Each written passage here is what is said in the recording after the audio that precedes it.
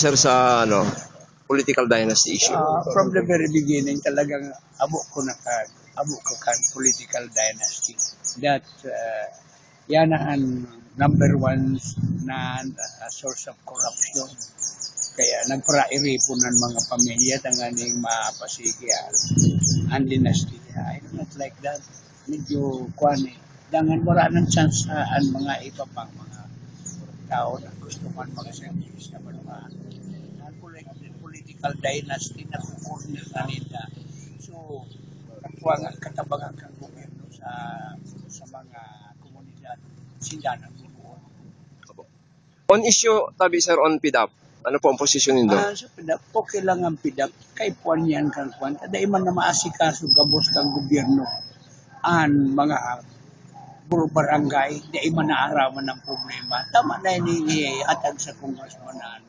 PDAP, tangan yung makawaras, ikalaog sa mga barangayan, makahatag ni mga proyekto na daimang kaya ka national government na hihatag, na daimang daaram ang problema sa mga barangay. Yan ang kay pa ng PDAP. Pero ang importante, ang implementation must be transparent. Daipigtatago ang kwarta. Yan ang importante dyan.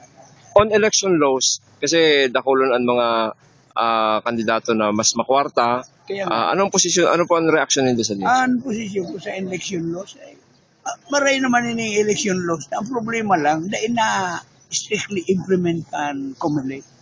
Dahil maski nga ni Antarpulin na Dracula, o dahil narariparo, yan pa na